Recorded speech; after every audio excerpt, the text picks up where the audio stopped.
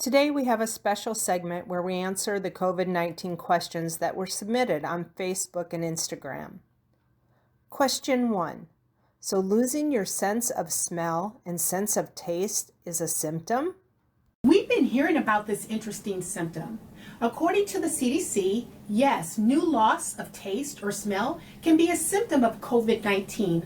Other symptoms can include fever, cough, shortness of breath or difficulty breathing, chills, repeated shaking with chills, muscle pain, headache, sore throat, and these symptoms may appear anywhere from 2 to 14 days after exposure to the virus.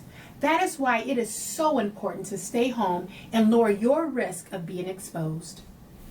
Question 2. If the coronavirus is carried in the air by just speaking, could some of these test strips have the virus on them via other sources instead of the person being tested?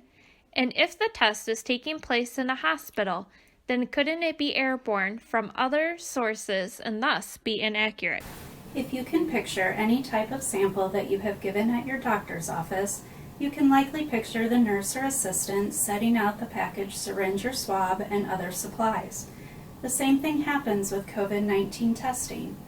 The medical provider will use their gloved hands to take the swab or long medical Q-tip out of its packaging.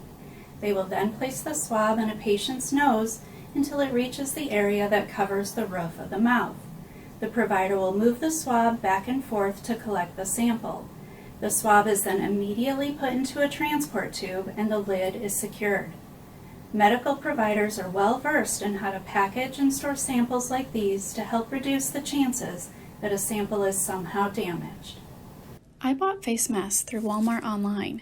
They've taken a long time to get here, and I'm concerned that they are coming from China. Do you think they are safe to use?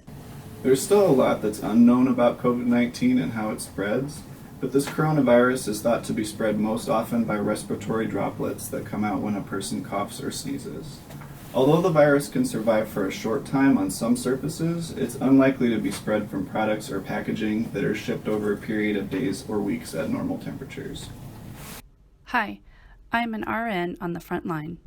I've seen firsthand tests come back negative with a retesting negative a second time to discover it positive with a suctioned sputum sample. So why are we trusting these swab tests? We went to our medical director, Dr. Lewis Katz, to answer this important question. The test that is being used for COVID-19 is called a PCR test. This type of test looks for the genetic information of the virus and can do so when someone is actively infected. The test itself can be very sensitive.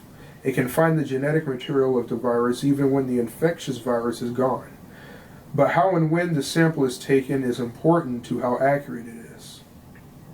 To find the virus in someone's lung, the sputum sample, but not the nose, using the PCR test, is not a big surprise if at the time of the test there is more virus in the lung. According to Dr. Katz, while no test is perfect, the PCR tests in wide use are very good. Is there a way or a map to show where in Scott County these deaths and positive tests are being reported? For patient confidentiality reasons, only the county of residence is shared for COVID-19 cases and deaths. There is community spread occurring in the Quad Cities, so we encourage everyone to act as if it is throughout our community and stay home as much as possible. Wash your hands frequently, keep social distancing of 6 feet apart, and stay home when you're sick.